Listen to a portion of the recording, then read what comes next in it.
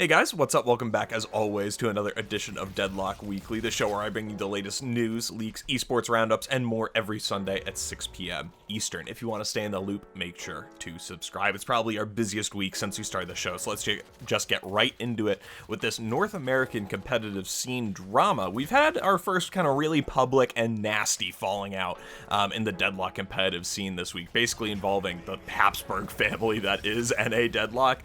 We'll start with the timeline events as I've been able to gather them, and keep in mind as we go here, guys, that Melee Creeps and Hydra Nation are essentially the only competitive teams in NADL at this point. So the gist of it, two Melee Creeps players, AVG and Lomane, decided with Hydra Nation that after the one-win tournament, the grand finals that are going on today, probably right now as I'm recording this, they're going to join Hydra Nation. Melee Creeps have a tough showing in their first game, or in their game against VP in that one-win tournament earlier on this week, with AVG and Lomane still on the roster. After this tough loss, AVG tells Poshipop their plan to join Hydra Nation after the tournament, and the beef and the argument kind of stems from that. And based on listening to AVG talk about this on Deathy's stream after the fact, this doesn't seem like it's how the TF2 Boomers disbanded, where they all just kind of seem to want to go their separate ways based off how they like to play the game. This seemed really deeply personal. AVG mentioned multiple times that he felt out of touch with his teammates and that he didn't personally feel like he belonged, that the team just isn't what it was a few months ago. Poshipop and the other players on Melee Creeps then decide that they don't want to continue the tournament given this betrayal, and while in communication with OneWin about the situation, OneWin interprets that as two players abandoning their team in the middle of the tournament and banned AVG and Lomane from participating in future OneWin events, which could wind up being some pretty big ramifications if those consequences stick, especially in this infancy stage where basically we really only have the one-win Bombshell and DFN in terms of like consistent tournaments. And then following that, Poshipop put out this tweet: Melee Creeps have disbanded for now. NA is so far behind EU you can't even comprehend the difference. Now the region is even more shit as the competition in NA essentially is now non-existent. GG's, this burger fuck region is doomed to rot just like every other esport. Burger fuck is hysterical. I mean, come on. Crash out notwithstanding. And then after a few hours, Poshipop deleted that tweet, then put up this one. Excuse my last tweet. I was a little emo, drain my life type beat. Melee Creeps is rebuilding. EU is ahead of NA, but that doesn't mean we can't catch up. Sorry, didn't mean to disrespect anyone. The region will improve, but we must stick together and work hard. Burgers strong, with some patriotic emojis, and love to see it. Burgers together, burgers strong. And so that's kind of where we stand with public information on the situation. And this seems like a really scummy move from the former Melee Creepers here. It certainly seemed like there had been some issues bubbling under the surface, but AVG had really every opportunity to save face for themselves on Deathy's stream and left the story as Poshipop being relatively blindsided. Obviously, it's incredibly unprofessional and probably only works because of this infancy stage that Deadlock, the whole Deadlock community as a whole is in now. This won't happen when corporations and contracts are introduced in the future, and AVG, Lomane, and Hydra Nation's decision to take advantage of that is pretty crappy. I've certainly got my take on this one, guys, but sound off in the comments below. I'm really curious to hear what the community at large thinks about this. And then, guys, we got a bunch of little smaller things that happened this week, so I'm going to go kind of quick down the line here. The first thing, we had a big matchmaking patch, not a big matchmaking patch. According to Yoshi, we had a small matchmaking patch is actually what I have written on my script here, come through on Friday night to address some issues, and we've got no further information than that. But if you do know more, maybe you're someone who likes to dig into the code and can see the real proper changes from version to version, I think we would all love to hear from you down in the comments. My games, however, have been so markedly ass since this change, it's actually kind of insane. I had 6 games in a row yesterday of someone either leaving or going 1-14, and then we did have one fine game, but then Abrams was insisting to us that he was a split push hero. And so if you're that Abrams, congratulations on taking years off my life yesterday when you were trying to just push. And then we did actually have a pretty sizable balance patch, another one where they like to call it a minor change, but really there are some pretty major ones that are coming through. And the number one is the changes to mid. We got some really great changes, and I love the direction here, but I do think we need some more cover scattered throughout. Right now, the lane just really favors longer range heroes because it can be difficult to get in range as a shotgun hero without soaking 10 bullets first as you kind of like Forrest Gump run up to him.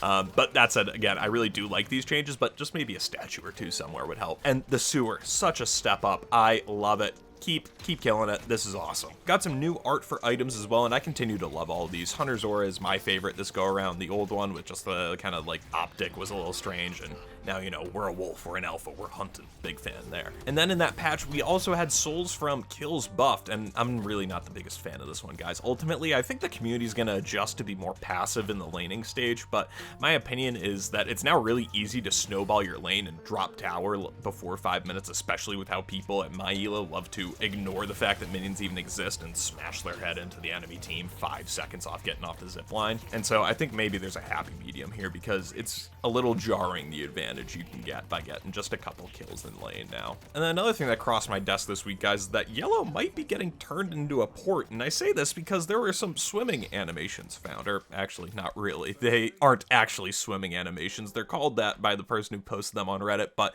in the files they're called grab animations, and honestly these just look like new animations for when you get hooked by Bebop, but there will be a different one based on if he grabs you from the front or back. But I saw a lot of people talking about this as swimming animations this week, and so I want to make sure that we set the record straight here. This looks like it's going to be for when Bebop grabs you. That said though, I don't think the yellow lane being turned into a port is dead. It's very intriguing, and given that they did just give that area the little wet cobblestone texture, there's certainly an under construction look over there, and I don't think it's entirely out of the question, and I kind of do love that idea. I would love if that became a port. And then someone also noticed some new lines of code in the console relating to some bridge buffs, and when activated they apply these results that the buffs take multiple melees to acquire. Who knows if this is going to wind up in the game or not. We don't have anything to go on here other than the fact that the code exists, but it could be a cool way to spice up the engagements as the buffs become more valuable later in the game. And then guys, I know they nerfed Calico supposedly into oblivion, but I think she's still fucking sick. You've been seeing this in my gameplay, but I think Calico is still just busted. This isn't the only game I've had like this after this patch. I firmly believe that they're nerfing the wrong things with Calico, and they need to disrupt her slash bomb melee ult combo in one way or another. That's beyond slowing Hex, because I'm buying debuff remover already anyways.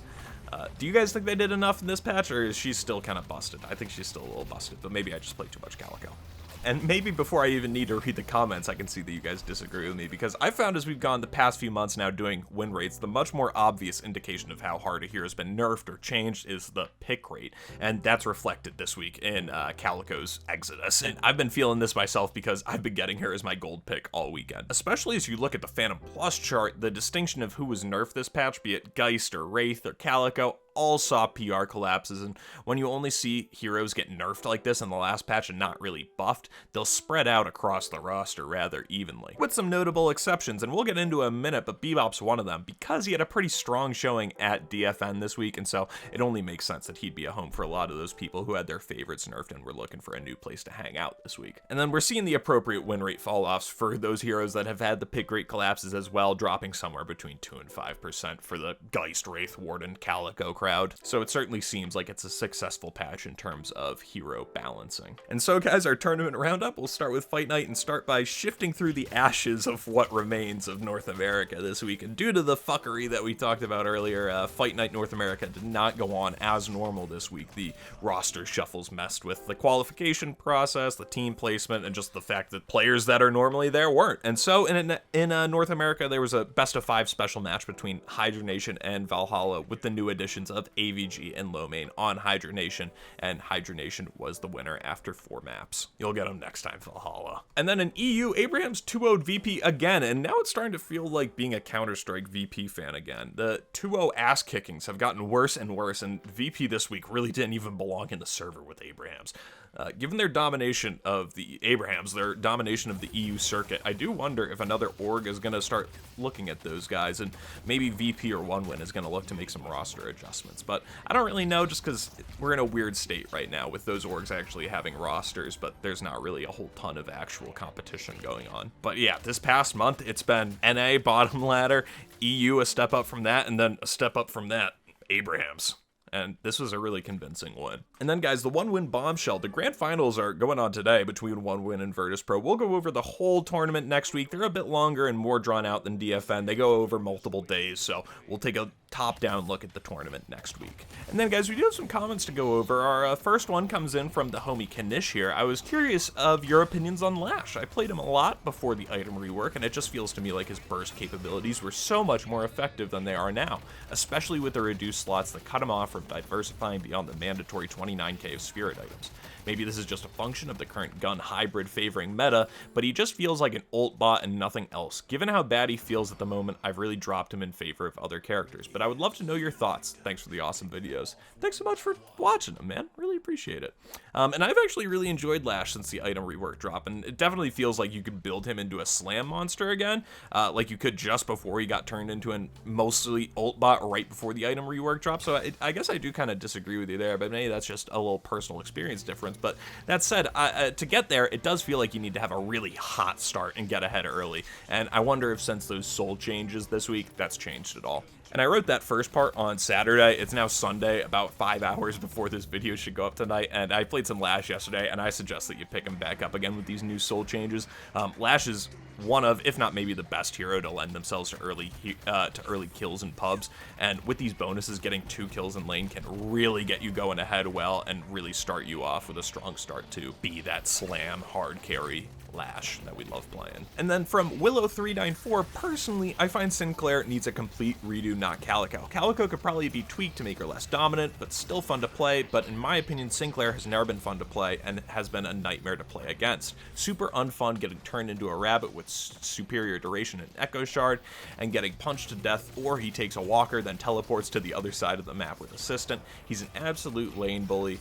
All with Rabbit and Assistant, he's one of the best characters at stealing Rejuve. And I somewhat agree here, not particularly because I think he's really OP, but I think it's just his kit's just unfun to go against, which is something that you kind of hit on there.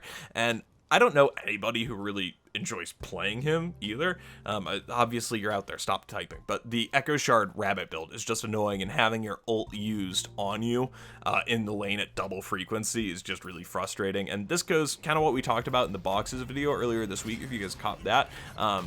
Is that it's just not fun, and beyond that, it feels kind of cheesy to get transformed into a rabbit and then just get punched over and over and over again. I'm not really sure what the solution is here. What do you guys think on this? How do we fix Sinclair? And then, guys, in our community roundup section, we got something a little bit different because I made a video that wasn't Deadlock Weekly this week, finally. And I'll continue to do that, but if you want a good place to yell at me for a bad idea, it seems like this boxes video is a really good place to do it because people seem to really hate my pretty mundane suggestion for a change to box farming. So if you want a place to yell at me, go take a look there.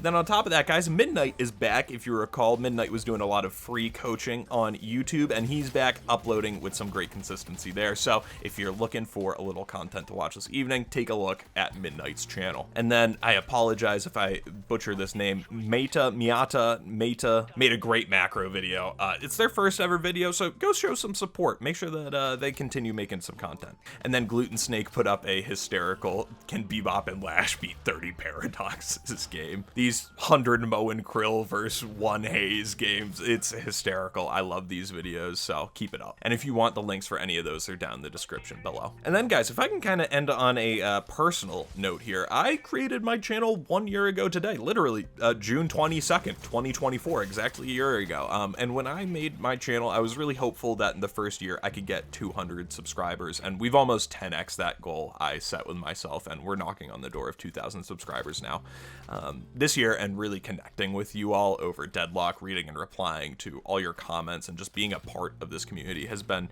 such an incredible privilege, and one that I'm just tremendously grateful for. And so I'm not stopping anytime soon. And so here's to another many years of Deadlock together, guys. I hope you have a fantastic week, and I will see you again next weekend. Peace.